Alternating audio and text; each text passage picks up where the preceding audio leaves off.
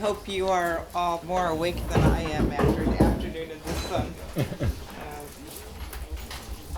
Okay. So, a few things came up that I should have explained further. Some jargon that I used that I should have explained a little further. Somebody asked about soft modes. What do we mean by that? Soft modes are vibrational modes that have zero frequency. So it's a displacement that you can make that costs no energy. Small displacements that we're talking about. Okay, so that's what we mean by zero mode. So that means the system is unstable. If it has a localized soft mode, that might not do any harm. But if it has an extended one that extends from one side of the system to the other across the whole system, okay, then that can destroy rigidity. Let's see. Just also shear modulus and bulk modulus. What do I mean by that? Right, the bulk modulus is if you compress it, how much does that cost, or what is the change? It's 1 over the compressibility, right? So it's if you look at the stress that it takes to compress, the pressure that it takes to compress it, right? It's related to the change of volume for a given pressure that you put on. Similarly, the shear modulus, right, is the ratio of the shear stress to the shear strain. Okay, so that if you shear it, go like this, okay, how much force per unit area you're applying to shear it like this, divided by how much you actually strain the system. Okay, so that's just how stiff it is. And fluids, gases and liquids, have a bulk modulus, non-zero bulk modulus, but have a zero shear modulus, have no shear modulus. Okay, whereas solids have a shear modulus. So the difference between being rigid and not being rigid is having a non-zero shear modulus or not. Okay. Any other sort of questions before I start? Okay.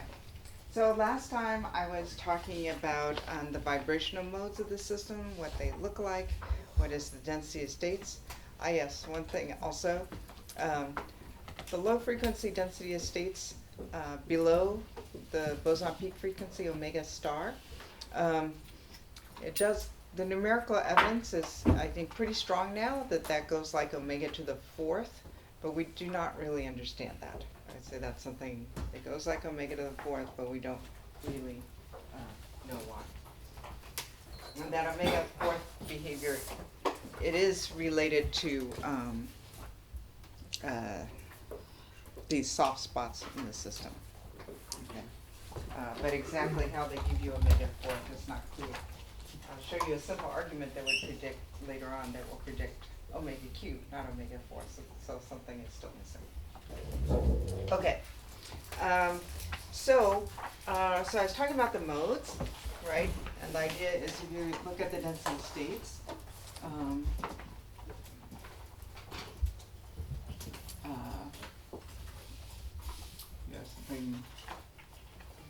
something that looks more or less like this, that can be something like that. But it goes to 0 at the Debye frequency, right? And this is omega star. And we have these quasi-localized modes in here, extended modes here, and localized modes there, right? And so what I wanted to do was to talk a little bit about what these modes look like in a little bit more detail. So the way you do that is you look at the transverse structure factor. So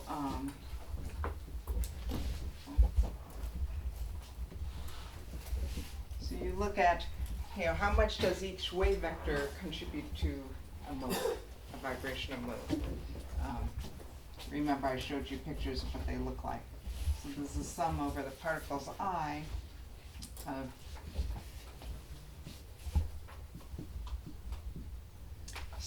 sorry, this is ENI omega.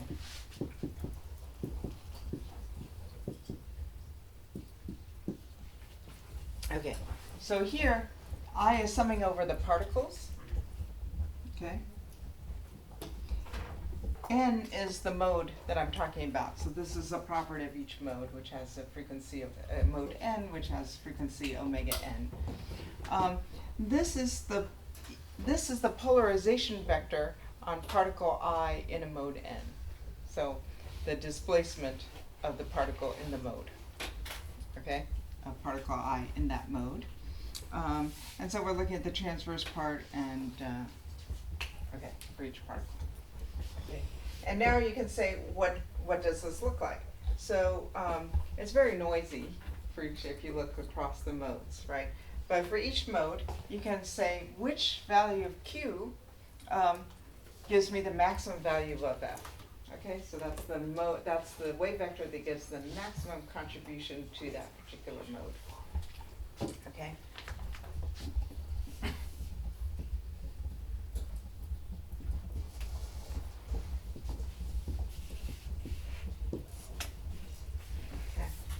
And so, and then what do you get? So for that, let me just draw this line. Yes.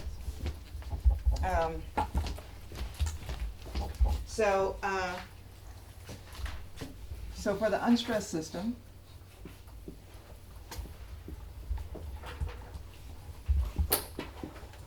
this is the network where we removed all the pre-stresses. It looks like this. So if I look at omega versus Q, okay, at low frequency and wave vector, we get plane waves. Okay, and this really follows the omega goes like the transverse speed of sound, okay, times Q. Once we hit omega star, though, this is omega star, okay, you start getting a big spread. And it actually spans, I'm going to draw another line here. Oh, I have colors.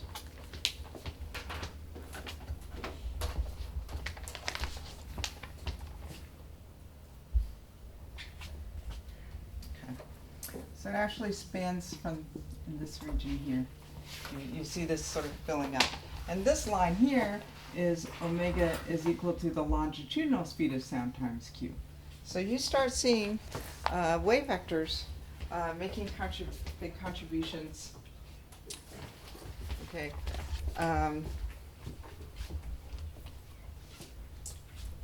Over this range. I should cross hatch. Right. So for a given frequency mode, you see wave vectors and up to the very highest wave vector you can get, right? Which of order 1 over the size of a particle. Okay, so this is bounded on this side by the particle size, and you can get contributions for each mode omega. Okay, from all of these different wave vectors. So there's a very broad range, and that gives those extremely disordered, extended-looking modes that I showed you last time. Does anybody remember what those look like? Maybe not, but they're very disordered. You look at it, they're fairly uniform. Okay, and the vectors are pointing every which way. Okay, so those are these modes in here. Okay, so if we think now about what these modes do,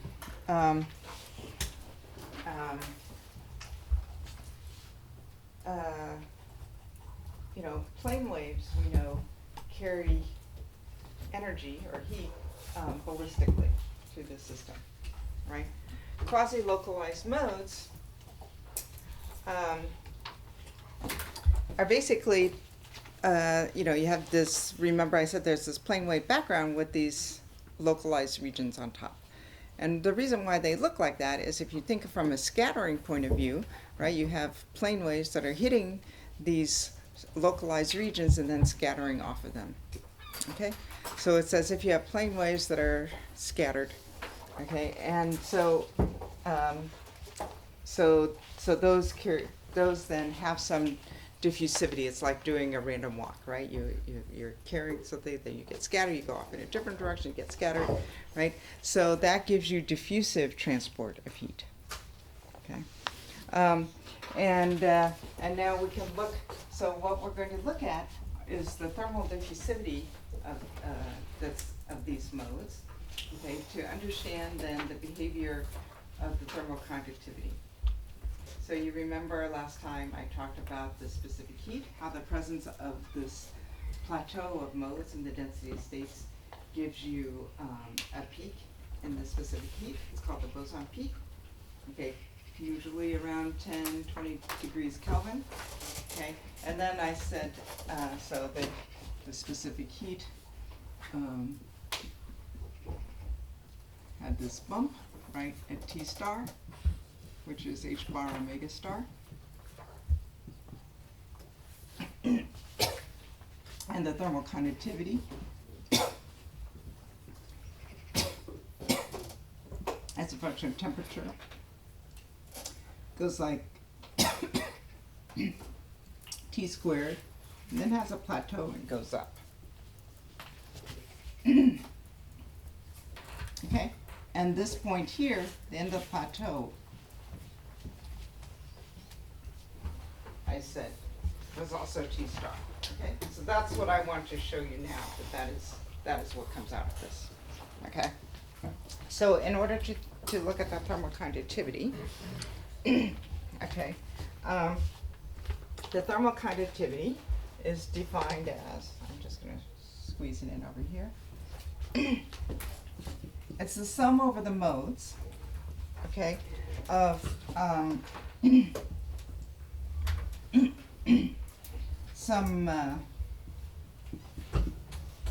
the heat carried by each mode, okay, times the thermal diffusivity of the mode, okay. So this is the same thing that enters into the heat capacity. And it turns out that back in 1949, people knew this result for the thermal conductivity. This is a very, very old result, that disordered systems have this plateau in the thermal conductivity. And in 1949, Kittel hypothesized that this was due to a regime of flat diffusivity, where the diffusivity is actually independent of frequency. He realized that that could give you this increase out of the plateau. Sorry, okay. Here is the other term. Excuse me? Here, the thermal conductivity. This is the thermal diffusivity.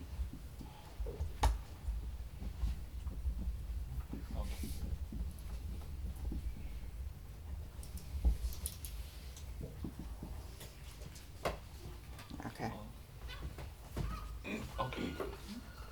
Yeah. So what we're going to look at is what does this look like for each mode. Okay. So, and there's an expression for the thermal diffusivity, which, yes. The question might be stupid, but it's D subscript N or? Yeah, D subscript N, sorry. The thermal diffusivity of mode N. Okay. And there's an expression for the thermal diffusivity. You can look this up. This is in a paper by Vincenzo Vitelli, Ning Xu.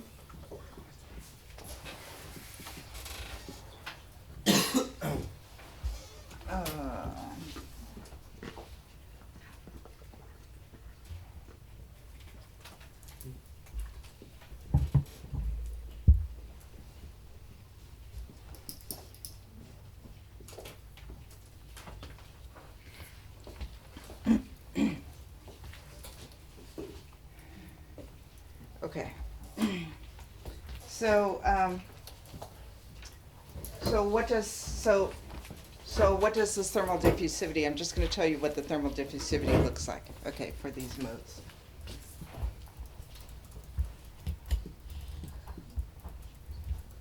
So let's look at it as a function of frequency. So for these quasi-localized modes, okay, where I have these plane waves that are scattering off of these soft spots, okay, what you get is a thermal diffusivity, which decreases as 1 over omega to the 4th, and this is Rayleigh scattering, okay? This is just like light scattering right in the atmosphere.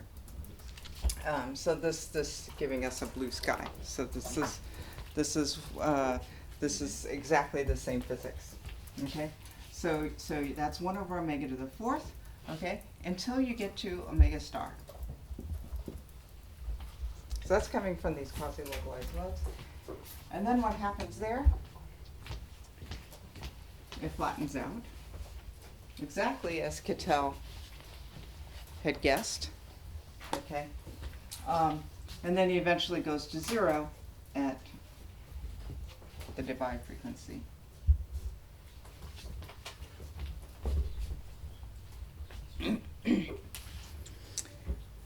Okay, so there's really something interesting going on at omega star. So if I think about what's happening below omega star, I have basically this quasi-localized mode with this plane wave background, right? And so, and those modes have omega, right, is C sub t times k. Okay, those are the sound modes. They're scattered sound modes, but they have this dispersion relation, right? And that's what I showed also here, that below omega star, okay, I have this dispersion relation. Yes? Is it computed numerically, or is it computed simulations that give this evolution? Of the These are computed numerically, Okay. yes, yes. So we create the jam packings on the computer, okay, and then we calculate, basically we calculate the matrix element that goes into the thermal diffusivity, and this is what we get. So yeah. So below omega star, are the soft spots not really affecting the diffusivity? It's really just the plane They are waves? giving you a diffusivity. If they were plane waves, if they were just pure plane waves, they would carry heat ballistically, and their diffusivity would be infinite. Okay. Yeah. So the fact that they are scattering off of these soft spots is critical Oh, that's okay. to give you a diffusivity that is finite. Okay. Nevertheless, you still have a pretty good dispersion relation here, where omega is CTQ. All right. And you say, what about the longitudinal modes? The density of states is much higher for the shear modes, because it goes like omega squared over c cubed. So the density of states, the density of states in 3 dimensions goes like omega squared over c cubed. I think it's omega to the d minus 1 over c to the d. Okay, and because the speed of sound is much smaller for the transverse modes than the longitudinal ones, because the shear modulus is going to 0, but the bulk modulus remains finite at the jamming transition. So the shear modulus is much smaller, so the speed of transverse sound is much lower. So the density of states is much higher for the transverse modes. Okay. So that's what dominates here. All right. So so if I look at what's happening here, okay, I am crossing over from omega is equal to c sub t times, sorry, I changed from wave vector being q to k. Q. This is wave vector. Okay, I'm changing from a dispersion relation that looks like this, okay, to this, very flat thermal diffusivity. And what happens there is that this flat thermal diffusivity, which I'll call the magnitude of this plateau d0, the diffusivity right, the diffusion coefficient is the speed times the mean free path, right? This is what you get for a random walk, okay? So this is the speed times the mean free path, okay? V? No V, no velocity.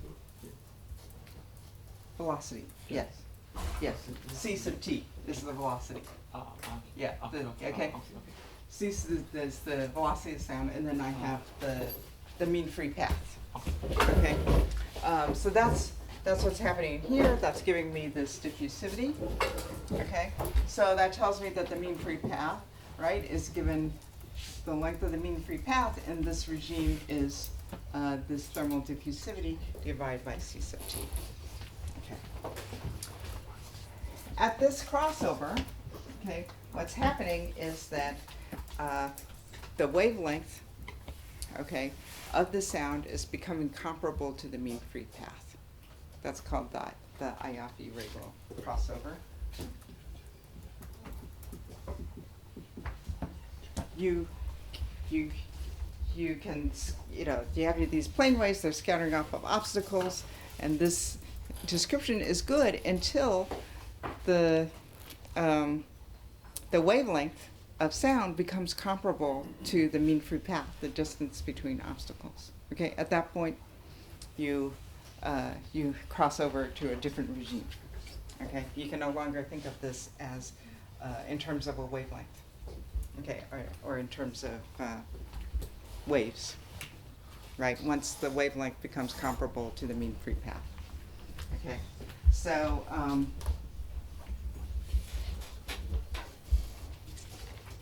okay, so that gives you the Q at the Iafi-Regal crossover, okay, times the mean free path should be of order 1.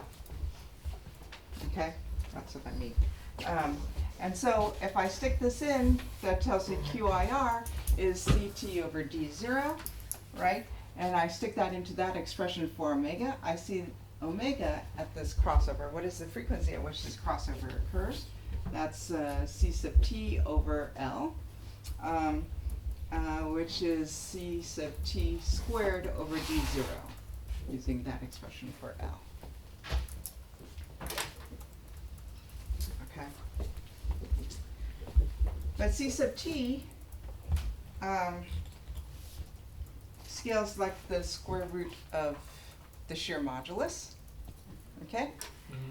And therefore, the frequency scales like the shear modulus. If you remember, the shear modulus scales like pressure to the 1/2 near the jamming transition. So this gives me a frequency that scales like pressure to the 1/2. And that is exactly the same scaling as omega star. Okay? Also scales as p to the 1/2. In fact, if you even look at the prefactors, it works out. It is really omega star. Okay? So omega star is where the wavelength of transverse sound reaches the mean, it becomes equal to the mean free path. Okay? And once you have that, you have this very low thermal diffusivity. Okay? And these things are really pretty bad at conducting heat. Yeah? Sorry, I don't understand what it means that the wavelength becomes, what is the mean free path? What does it mean to be free? So I have these plane waves, they are scattering off of things. How far do they go before they get scattered? That's the mean free path. Sorry. Yeah, so this is random walk language. If you take a random walk, how far do you go before you change direction? And that's the mean free path. And that is, the physics has to change, right, once the wavelength gets comparable to that. Depending Yeah. on temperature, is mean free path. No, it is really this is all a zero temperature. We're talking about, we're still perturbing around zero temperature. This is still linear response around zero temperature. Yes. And these are the plane wave frequencies or the quasi-local? These are the extended anomalous modes. So the quasi-localized modes, okay, the modes that are down here below omega star, they, if you look at their dispersion relation, they have basically just one wave vector contributing to each mode, and that is the wave vector corresponding to the plane wave, okay? And so their frequency just goes like c sub t times q, okay? So they are basically these scattered plane waves. Okay, those are the quasi-localized modes. Now you get to omega star. Okay, at omega star, that's where the diffusivity flattens out. Okay, and this omega star corresponds to when the wavelength of the sound mode becomes comparable to the mean free path. Okay, the distance between these scatterers, which, okay. Yeah. I don't know that here. Because for plane wave you could define the wave vector q, but for this other models you can still define the q, right? So for these modes, you're saying, no, you can't define Q. Q does not make much sense. So I don't talk about Q. That's why I talk in terms of the diffusivity. So I'm looking at the crossover. In this region, okay, I have D0, which is equal to CTL. Okay, times the mean free path. Okay, it's just the speed times what your diffusion coefficient is just your speed times your mean free path, right? Okay, and what I'm saying is at this, this is where the mean free path becomes comparable to the wavelength of the sound. Yes? Could you just restate the argument for why it scales like why the omega star scales like p to 1/2? I mean, I think I get so CT squared omega scales like a modulus. And then Exactly. what is CT P not squared scaling again? scales like Shear modulus. shear modulus. Yeah. So this scales like the shear modulus, which scales like p to the 1/2. Oh, and so D naught just doesn't have a. Yeah, D naught doesn't have any scaling. It's just an I have a question. Yes, sorry. From the sketch of the thermal conductivity as function of the temperature, we see that we actually have two crossover temperatures. The one is the stars at which the thermal conductivity leaves the plateau, and there is that other one. Are you able to characterize them in some way that is connected with the jamming physics, or what's your guess? This we have not been able to connect with jamming physics yet. This Okay. is believed to be the two-level systems. Okay. Okay, and right.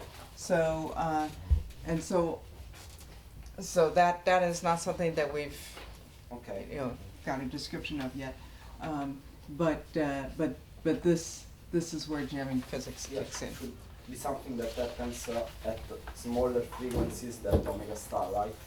That's right. That's right. Smaller. And so why? So crossover. So if you look at theories of two-level systems, they sort of allow for crossover between two processes, and then that gives a plateau, and that's basically, what we think is happening. Yeah. Okay. So the nice thing about jam packings as opposed to glasses is that we can change omega star, okay, over orders of magnitude just by changing how far we are from the jamming transition. Okay? So if we now look at this as a function of distance from the jamming transition, right, so things that are different distances from the jamming transition just look like this. Just curves.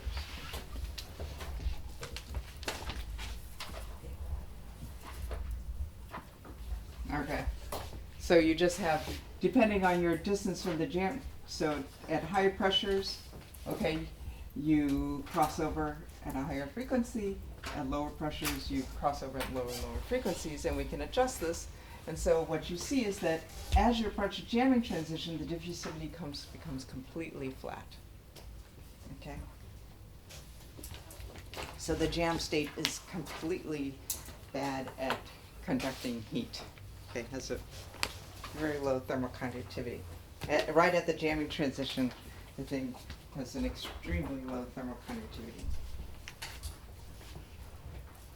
Okay, so this is decreasing pressure.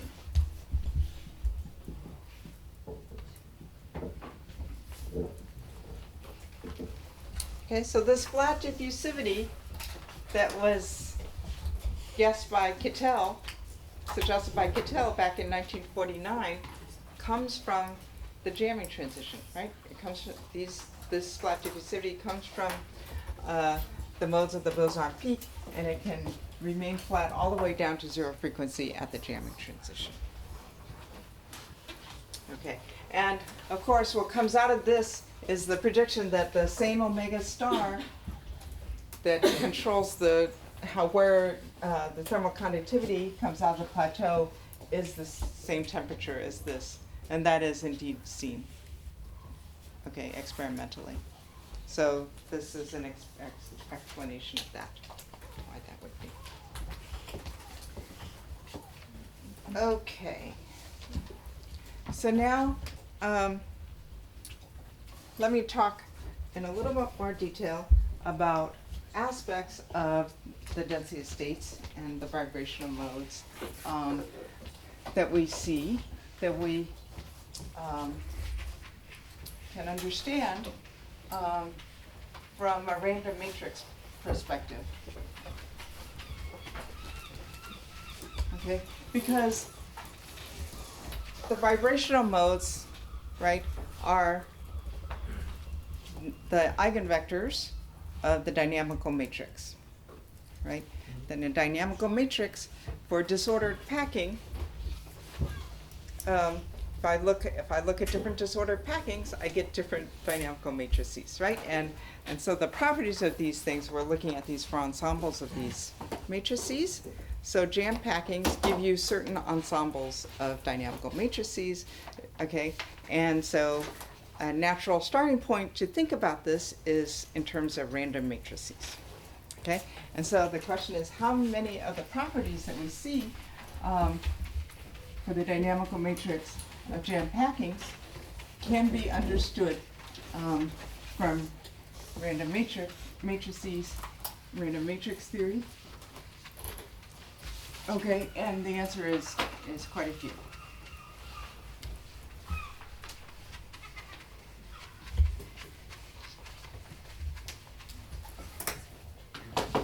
Okay, so I'm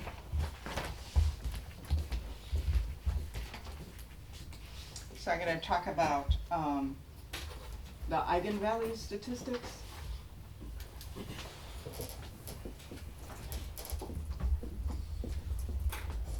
The eigenvector statistics.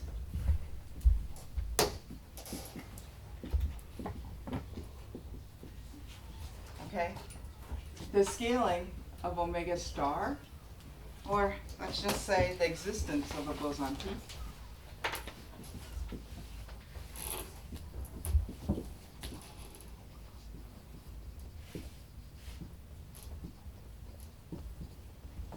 Okay, the scaling of the frequency of the boson peak, which we see goes like the square root of the pressure, which is the same as the coordination number. Okay, so the average number of overlapping neighbors per particle. And why am I switching to coordination number instead of pressure? Because the coordination number, the number of, remember, I can think of this thing as the dynamical matrix it's the same dynamical matrix that I get for a network of springs, right? And I can include the v double prime term and the v prime term both from my dynamical matrix, but it's a network of stress springs, right? How many springs there are coming out of each node is directly reflected in the dynamical matrix. It tells you how sparse it is. Okay, so the fewer springs there are, the more sparse the dynamical matrix is. So it tells you how many non-zero elements you have in your dynamical matrix. And so when I'm comparing to random matrices, right, you can imagine that this will, the number of non-zero elements will be important, okay, to get this. Okay, and the flat density of states. Okay, so basically, what kind of random matrix ensembles does it take to see these different things? And as I'll show you, basically, the conditions become more and more restrictive as you go through this list. Okay, so the first thing that people often look at, okay, is the eigenvalue space. In fact, Julio asked about this the other day. So if I look at the spacing delta omega, okay, between omega n plus 1 minus omega n, okay, and I define Sn as just this delta omega over the average value of delta omega averaged over all the modes.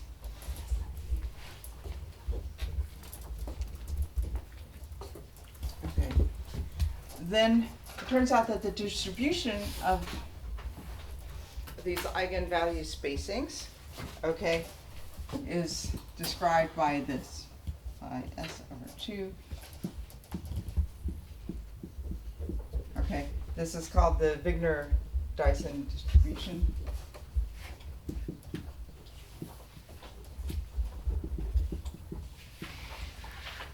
By the way, this reference, I should give it, it's Silbert.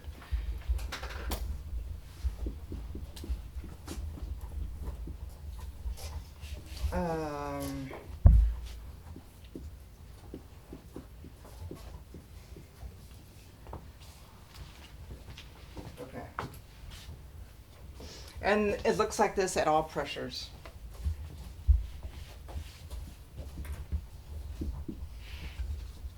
Okay.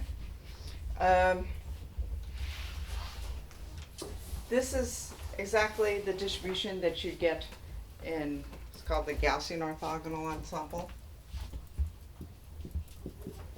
So, for example, you just take a matrix, you make it symmetric, you draw the matrix elements from a Gaussian distribution, okay, then you get that. Okay. Okay. So that's enough.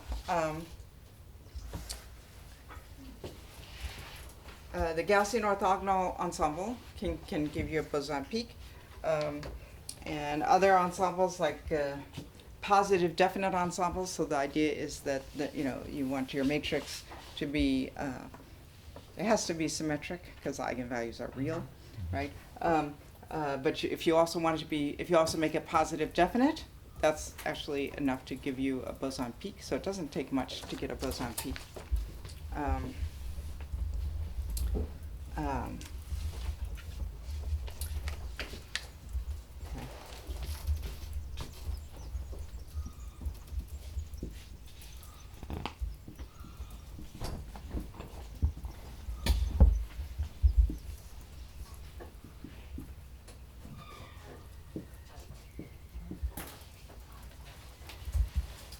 But now, if you look at the modes of the boson peak, okay, if you look at them in more detail and say, what about their eigenvector statistics, then it turns out that's harder, okay? That the Gaussian orthogonal ensemble, for example, does not capture the eigenvector statistics of the modes of the boson peak. So, so in particular, what we look at is the distribution of the polarization vector magnitudes. So if I look in a mode and I look at the magnitudes of the polarization vectors of all of the particles, and I look at that distribution in a mode. Okay? That's what we call a piece of L. So this L is the polarization vector magnitude.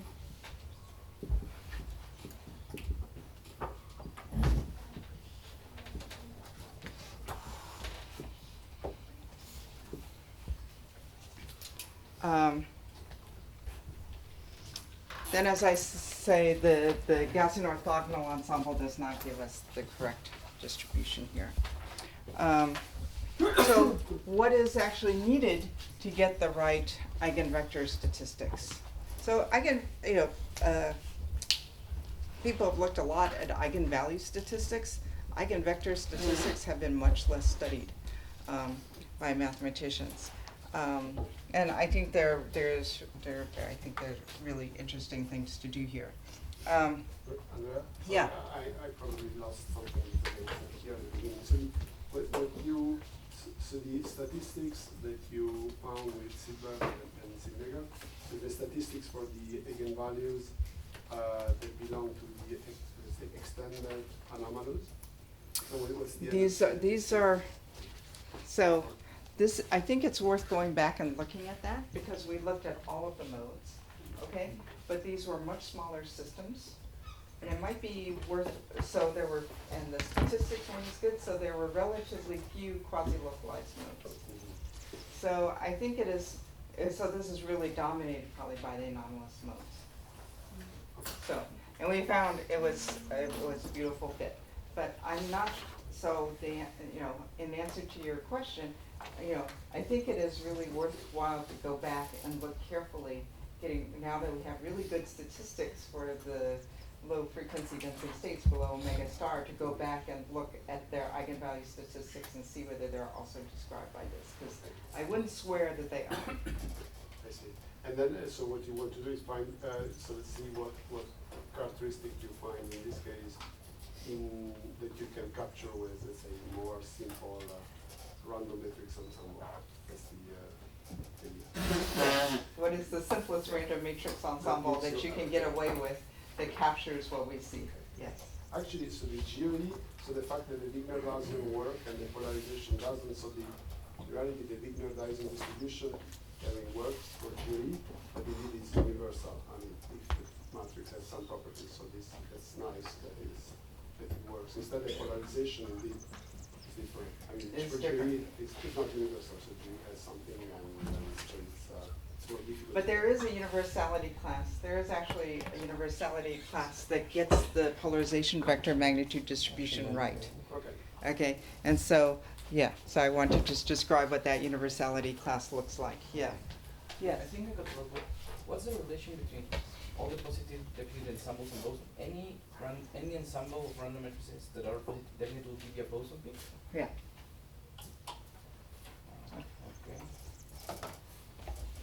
But Basically, it doesn't take much actually to get a boson peak. so like the GOE is a positive definite? Or no? No, okay. No.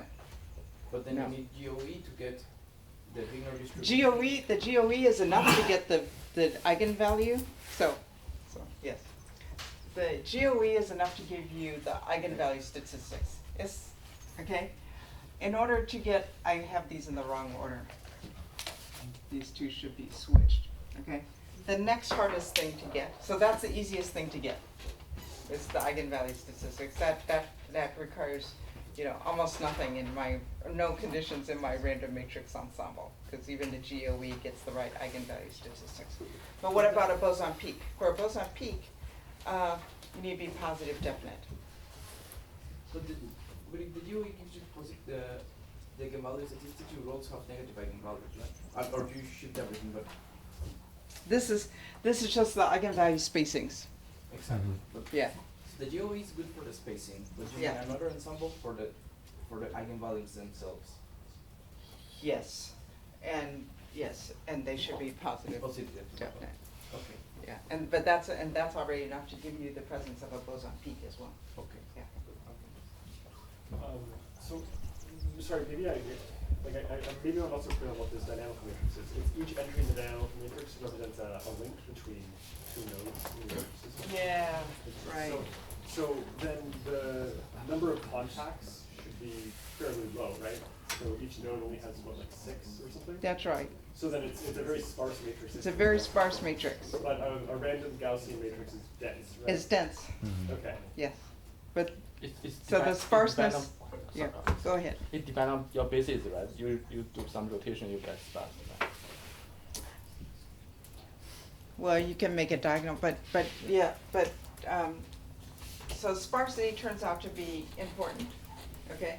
And it's gonna be important naturally enough for getting the scaling of the boson peak frequency, what delta Z. Yes. So why the condition that being positive defines why does that give you the positive? I'm not sure we understand, I'm not sure we understand why. I'm not even sure, you know, so, certainly our matrices are positive definite. And so it's a question of, okay, how many conditions do you need to be true? And so we've established that, but in terms of why that's enough to give you that, I'm not sure. I would say we don't, I don't really understand that. Maybe other people do. Okay, yes. When you say it has a boson peak, is that just a crossover between some notion of quasi-localized modes to extended modes? Is that the definition for like a random matrix? That's what, that means an excess of modes over what you would expect from Debye scaling. Oh, okay. Yeah, extra modes beyond what you would expect from just Debye. Yeah. I'm sorry, I'm a bit lost, but when you talk about probability distribution, is it a probability distribution among all jam packings, or is it among No, all over all the modes. for a given jam packing? You can do it for a given jam packing if it's big enough, or you can average different jam packings together. Yeah, it's really, it's an average, it's an ensemble. You should really think of it as an ensemble average. Okay. Yeah. How does the P of S look like for crystals? Oh, well, for crystals, right, the density of states, well, for a perfect crystal, if you actually, you know, you can calculate the dispersion relation, and you have omega versus k. Yes. You know the degeneracy. Yeah.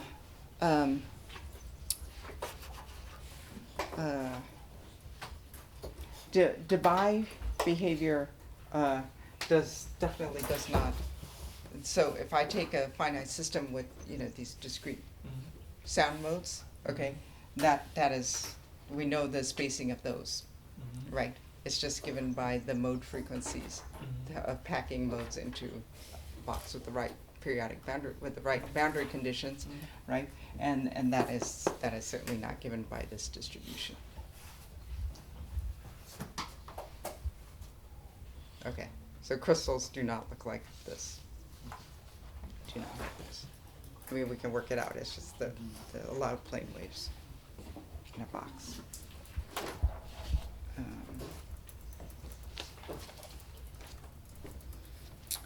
Okay. All right. So what does it take to get this distribution? So we call that the boson peak ensemble.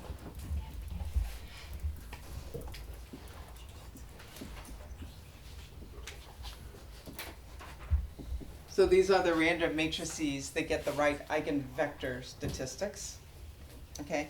And what does it take?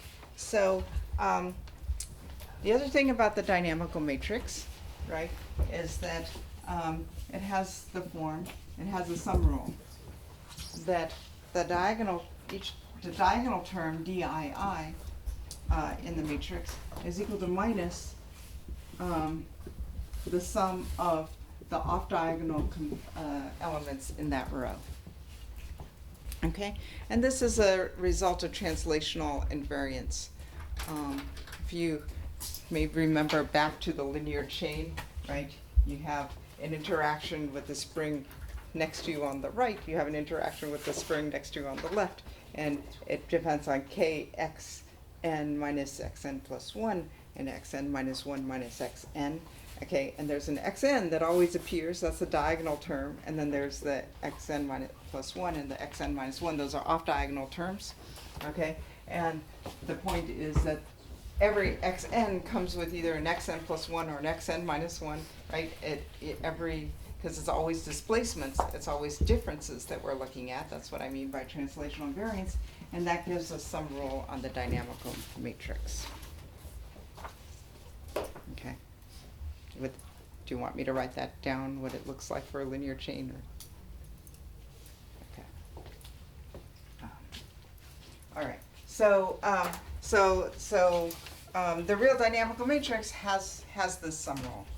And it turns out that if this constraint is satisfied, okay, then any matrices, okay, that satisfy this sum rule have the right polarization vector magnitude. Okay, so this is sufficient.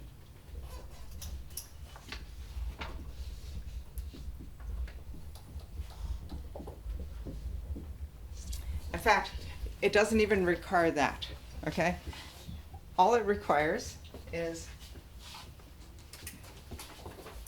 you see, if these are random variables, suppose I have an m by m matrix.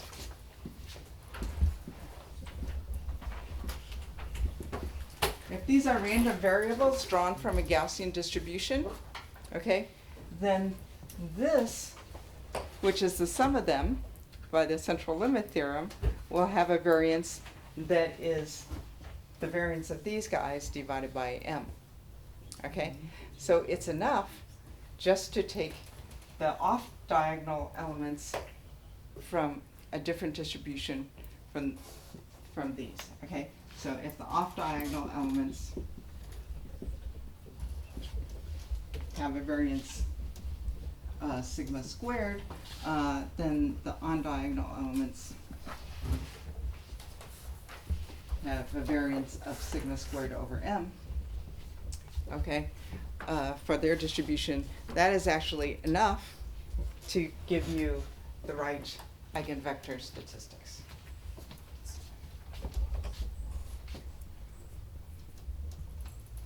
So if you construct the matrix just taking Dij with I different from J I the Gaussian, then you fix the I by the and then you get the random matrix ensemble that has the correct POL. So you can either just sum these up and get this, the diagonal element, or you don't even have to do that. You could choose the diagonal element separately from a distribution that has a smaller variance. Okay, consistent with the sum rule. And what is the form? Maybe you said already. You have POL, so how what's the shape?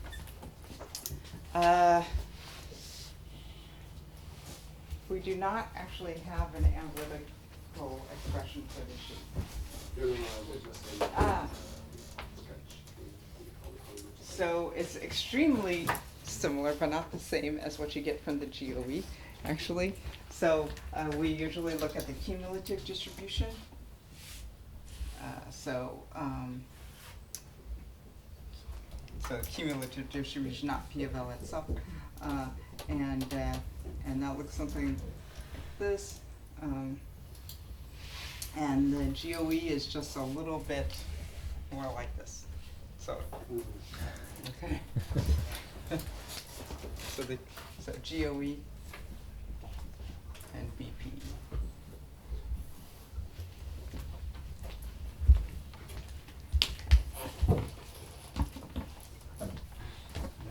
Yeah. If the diagonal elements are totally independent, you are not sure that the matrix is positive defined, right? That's right. It doesn't need to be positive definite. And the matrix does actually so yes. Positive definite ensembles have a boson peak. So if I do this, if I just draw these things for Gaussian, these matrices are not positive definite. I will have negative eigenvalues as well, positive ones. That's unphysical for my dynamical matrix, right? But even so, if I look at the eigenvectors, okay, of the boson peaks that these systems have, which, okay, so, let's see, these things, I think they're symmetric around 0. So whatever I have above 0, I also have below 0. And so, but if I look at the modes of the boson peaks, in the case, they have the right distribution. So in that you don't care about the some eigenvalues becoming negative. So yes, You- if we you are just concentrating on ignore the boson fact peak. that there are negative eigenvalues and we just look at the ones in the boson peak at positive eigenvalues, and we look at their eigenvector statistics, this is enough to get that. Okay, so then your implication that positive definite ensemble implies boson peak is not a strict implication. Yeah, Now we so have an I should have ensemble which has said- negative eigenvalues and still we have a boson peak. So the question is, what is Yes, the you- right okay. requirement to have a boson peak? Yes, yes. In fact, I'm trying to remember, I believe the GOE does not have a boson peak. But I'm actually blanking on that right now. Here, for example, here you have the dynamic matrix, and then you do d times d squared. No, d transpose. You get same eigenvector, right? And your eigenvalue is the square of omega squared. Yeah? So, but you don't change eigenvector, so you still get same result. You can make a positive definite Yeah, thing yeah. out of these. Yeah. Yes. I mean d times d transpose.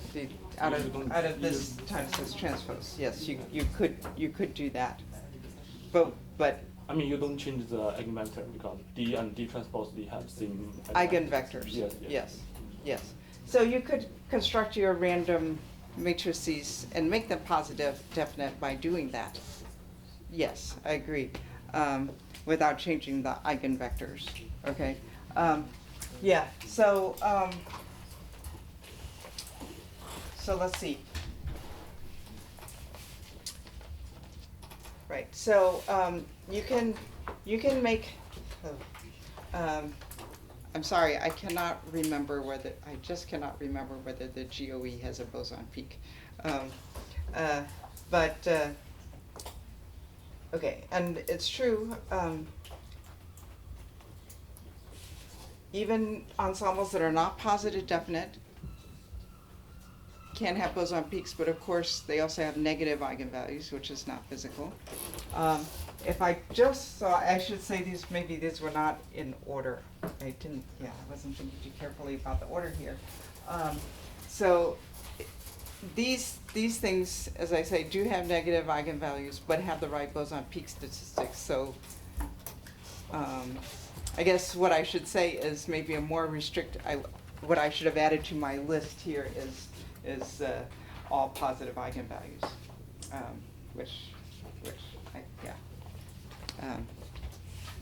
so if I were to put this on here,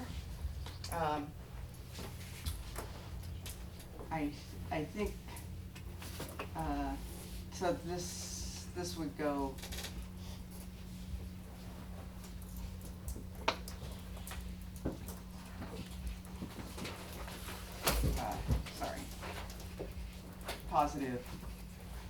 positive eigenvalues would be a more restricted definition than these. Okay.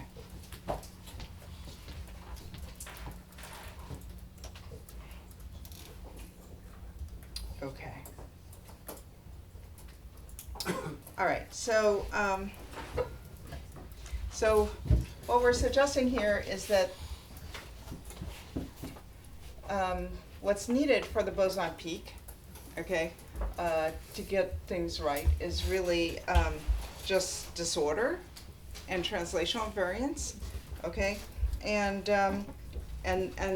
that's enough to get actually the right eigenvector statistics.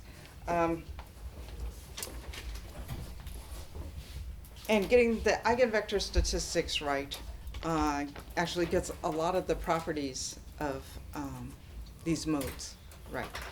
Okay, getting P of L, getting the right P of L gives you many of these properties.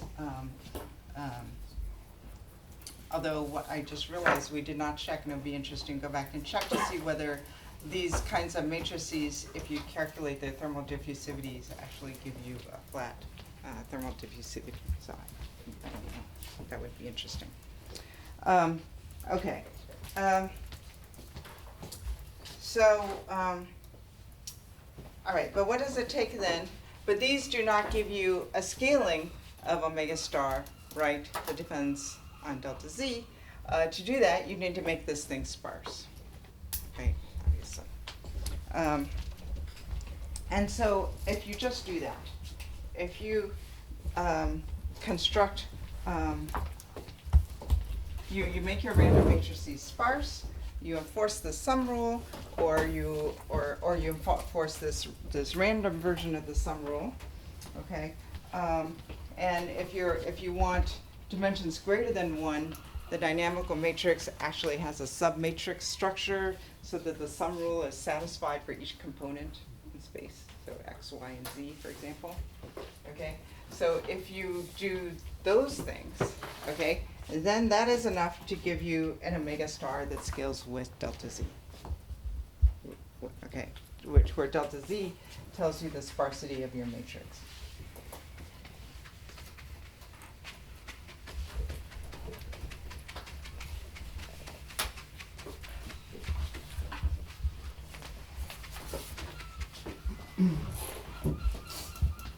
I should say that this is from a paper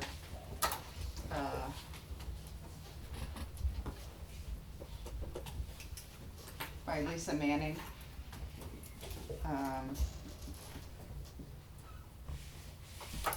What year was it?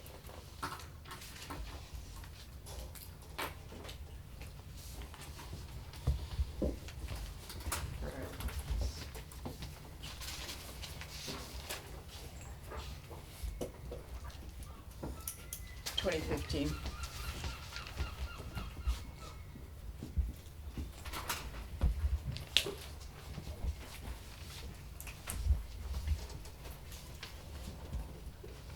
Okay. So if you make the matrix sparse, okay, with the approximate sum rule,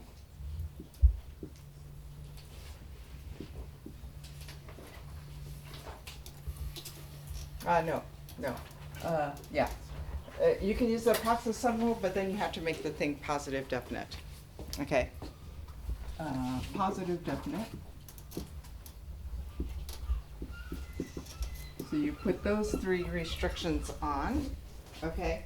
And you know, if as I say, the sum rule needs to be enforced for each component if I'm in higher dimensions. Then you get omega star scales like z minus 2d, and the, you know, where d tells you the submatrix structure, so that you enforce the sum rule for each of the d components. Okay, you get exactly that. That's all it takes. Sorry. Yeah. So when you say enforce the sum rule for each dimension, is that the only way in which you can enforce the notion of a dimension for the random matrix? That's the only way you can enforce the notion of dimension. Okay, so yes. and so that's how you, and so because earlier you said that the boson peak is modes beyond Debye scaling. So the Debye scaling would be based on the dimension from what you're enforcing here, with the omega d minus 1. Debye scaling doesn't really enter into the random matrix because it's coming from sound modes. Yeah. So, so you don't see Debye scaling in a random matrix. Okay, but what the d comes in from By having block diagonals. just by those block diagonals, exactly. Okay.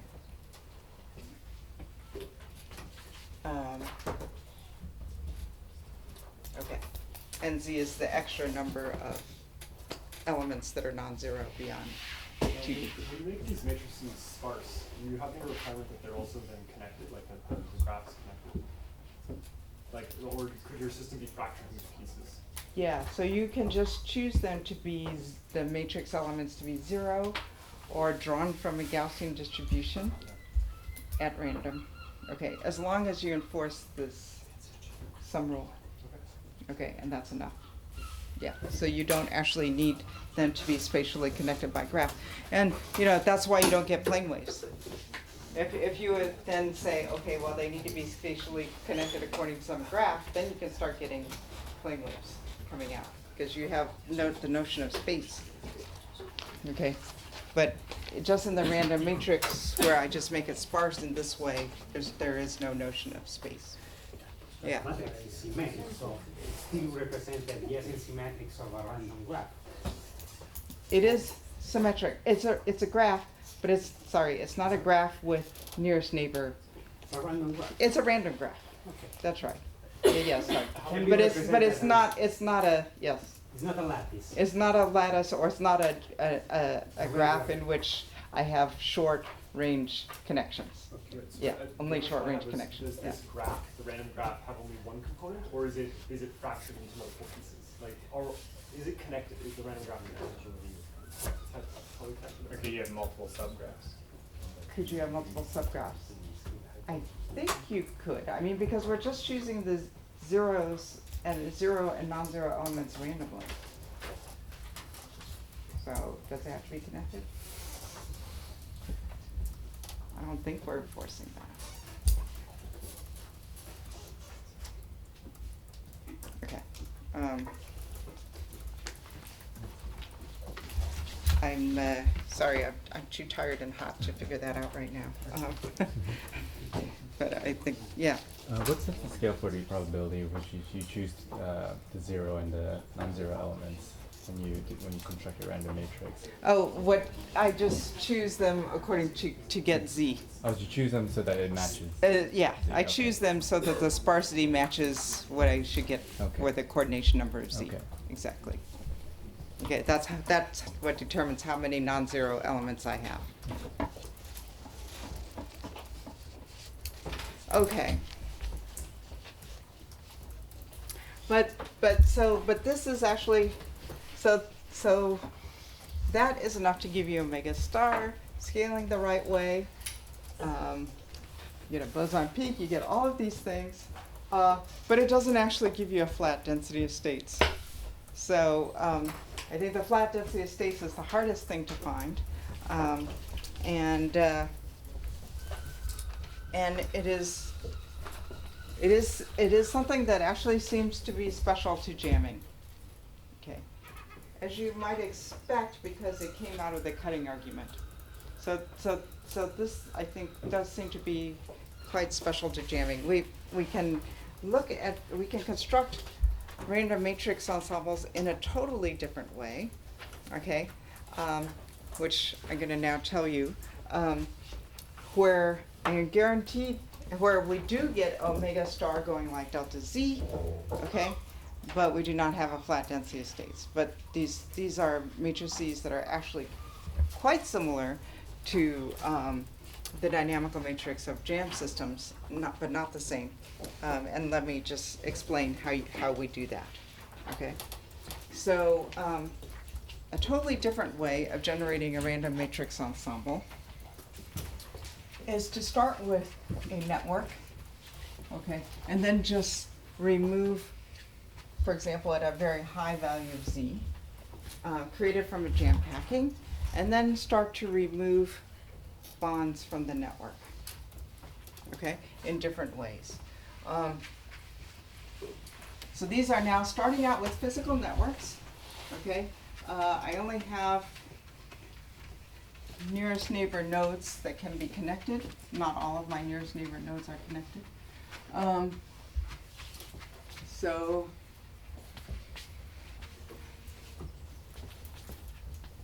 and they can differ by only, 1% of the bonds, okay? So let me explain what we do. So So imagine start out by creating unstressed networks from jam packings, okay, at a high Z.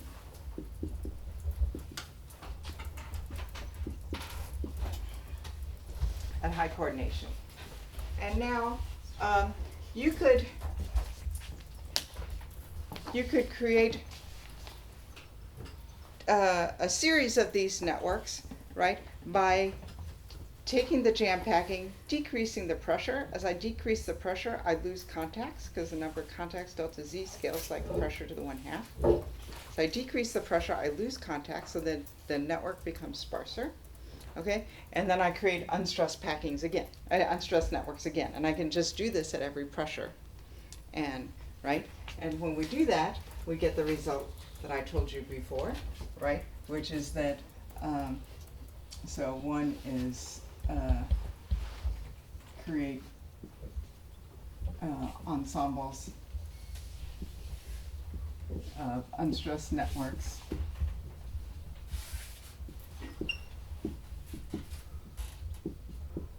at each delta Z, okay, by decompressing the jam packing.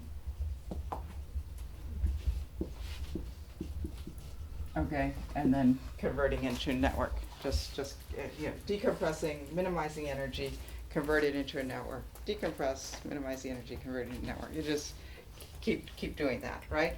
And in that case, we know what we get. The bulk modulus goes to a constant, the shear modulus goes like delta Z, the coordination number of the network, okay, and the ratio of the shear to bulk modulus scales like delta Z. Okay. The second way that I can do this, okay, is to start with this network at high delta Z and remove bonds randomly.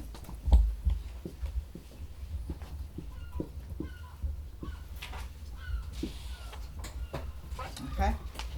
In that case, you get a very different scaling. You get that B goes like delta Z, and G goes like delta Z. So G over B is a constant. And this is rigidity percolation. So when you remove bonds randomly until the point where you lose rigidity, that is the rigidity percolation transition. And that has different scaling. Okay, and that was shown by Ellen Brooke.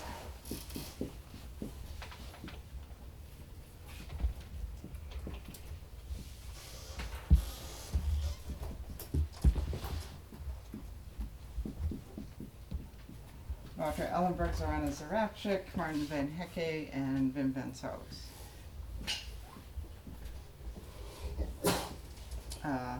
That's EPL 2009.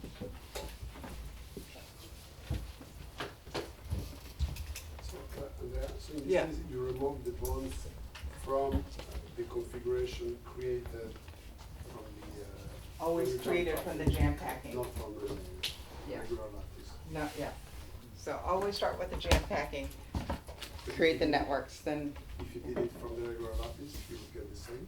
So if you did it by diluting a regular lattice randomly, then you would get rigidity percolation as well.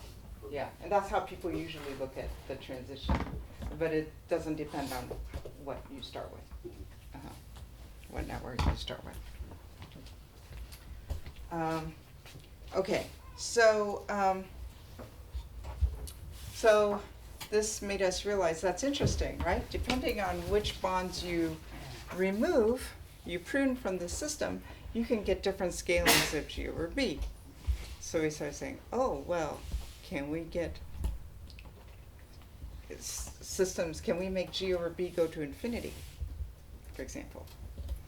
Okay, and that's interesting because as soon as G over B becomes greater than D over 2, okay, then the system becomes auxetic. What that means is it has a negative Poisson ratio, so that usually if you pull on a system this way, right, it will shrink in this direction. But an auxetic material, if you pull on this way, it actually expands in that direction. It's a negative Poisson ratio. So So we asked, okay, can we get G over B actually to go to infinity? And in fact, you can, right? So it turns out that I can just draw a plot of G over B versus delta Z, okay? And let me just start at some value with the same network, okay? I'm just starting with the same networks here, and then I'm just going to prune them according to different rules.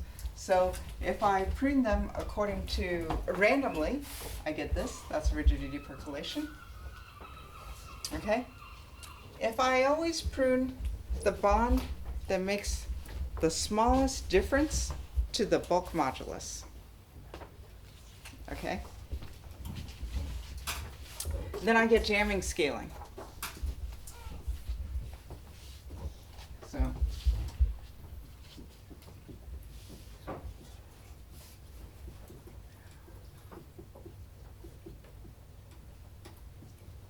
okay, so at each stage I pick the bond that if I remove it, I change the bulk modulus of the system the least.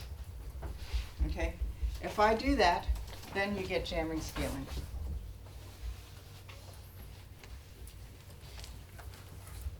Okay. Rigidity, percolation.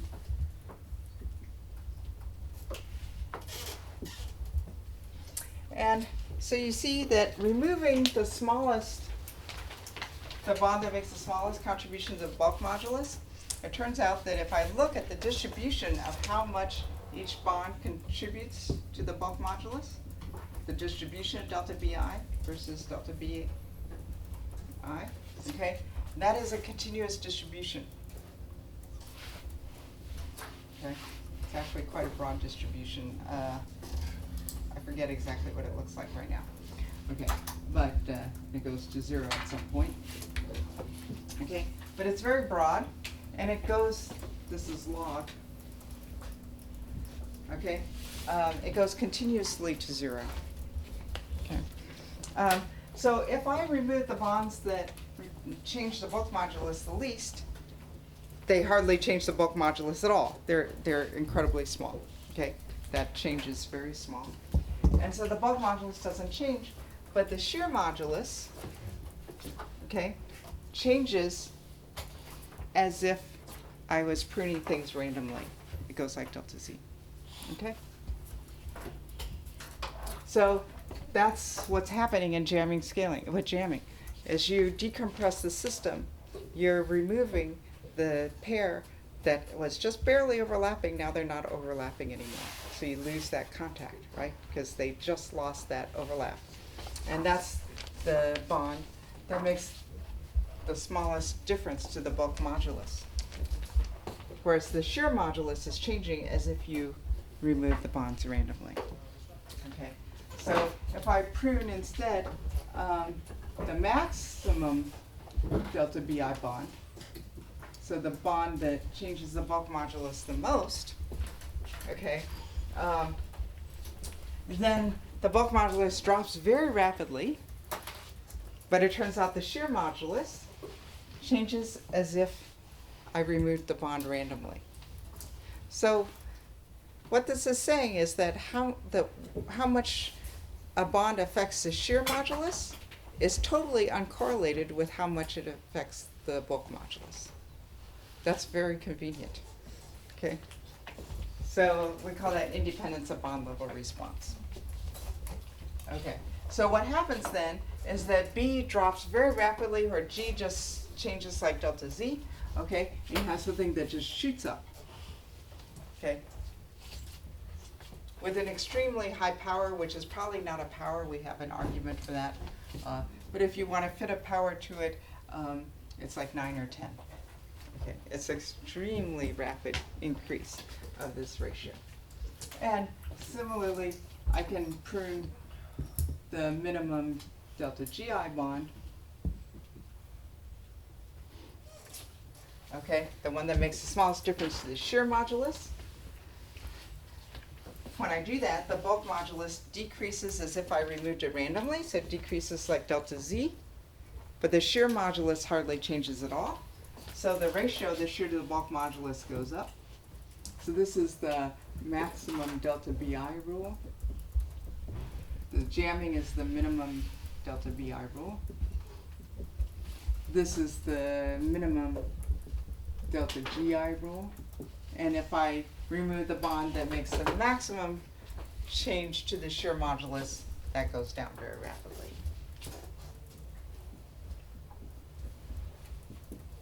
Okay, so I can easily create auxetic networks by this, okay? And in fact, the ratio of the shear to bulk modulus, right, if you're not too far from isostaticity, right, it's very sensitive to delta Z with these extremely high power laws.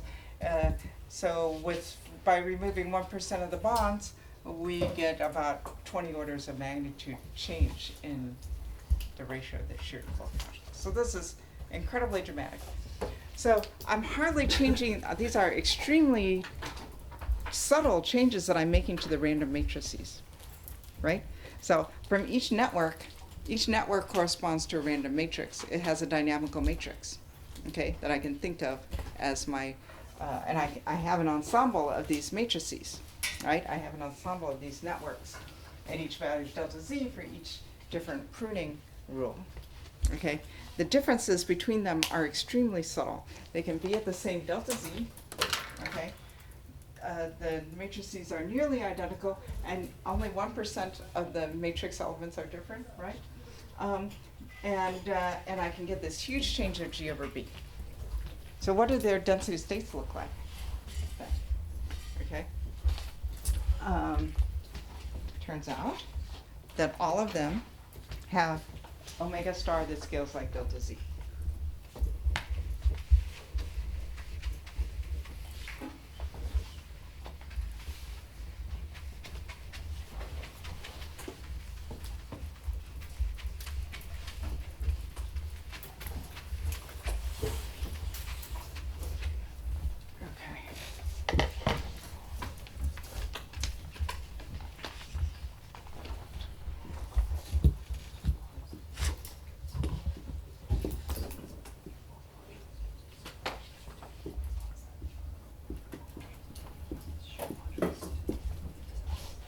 So that is robust to all of them. But only the jamming rule, or this minimum, the bond that makes the smallest contribution to the bulk modulus, gives a flat density of states. So you can prune networks with this rule, or you can look at actual jam packings, okay? And only the jamming rule actually gives this flat density of states. So that really does seem very special to jamming. Okay, flat density of states. Okay, how am I doing on time? 5 minutes. Okay, I'm just at the end here going to summarize what we have so far, and then I'll start there tomorrow. Okay.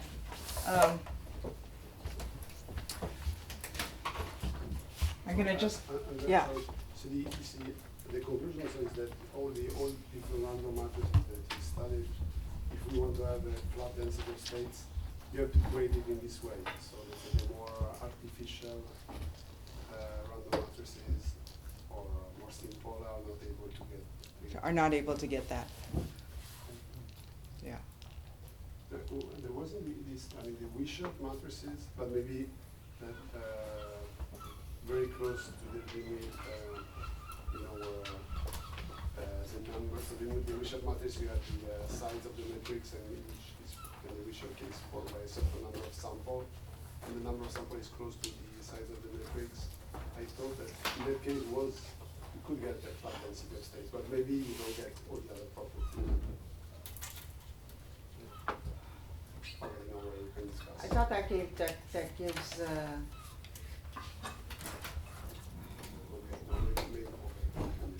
yeah. I think Wishart doesn't have the boson peak, no?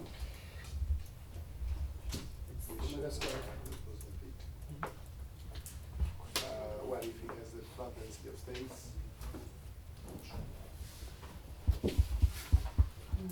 I remember Weber-Weiser of the Parisis. Yeah, I'm trying to, I know exactly which figure, it was by himself, Yeah. yeah, a few years ago. So And I- but maybe there are other things that don't work. I didn't think it was the flat density states that he got, I thought it was something else that he got, but I can't remember what. But, yeah, I have to look. Yeah. Yeah. So when you do different pruning protocols, it changes the matrix, the ensemble of matrices you consider? Yes, Okay. that's right. So each pruning protocol, I can think of that gives me an ensemble of networks. And each network corresponds to a matrix, so that gives me an ensemble of matrices. And as I say, they're extremely similar to each other, okay, except that only the one has a flat density of states. So I do think that is something that's really special to jamming. Yeah. Can you go in reverse? So you pruned a bunch of nodes, sorry, a bunch of links. Can you start adding links and adding the link? Oh, yes. the Yes. links around the P? Yes. Okay. And Yes. it is completely reversible kind of, or does it like give you the right scaling still as you go in reverse? Yes, yes, if you start out with, you say, here are the possible ones that I can add, okay? And let me now add the one that makes the biggest difference to the bulk modulus if I add it, yes. Yes, that works. Very naive approach.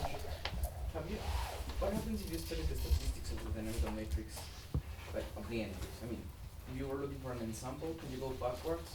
Because you know it's going to be sparse, because not all of the spheres are touching, so probably they have a fixed average connectivity. It's going to are those rangy, and then if you just get the histograms of the entries that are non-zero, do you get any information about that, or it's totally worthless? It could be a worthwhile thing to do. We have not done that.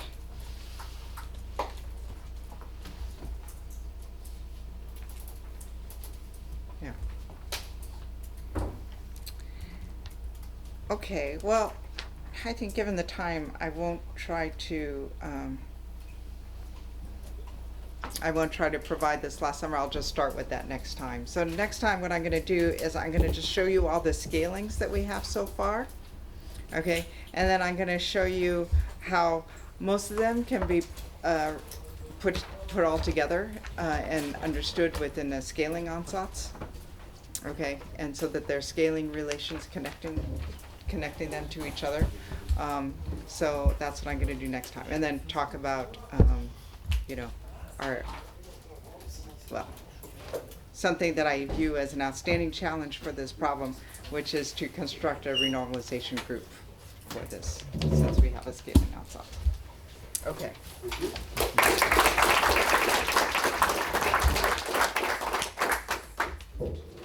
Questions? Oh, yeah, any more questions? There have been already questions at the end.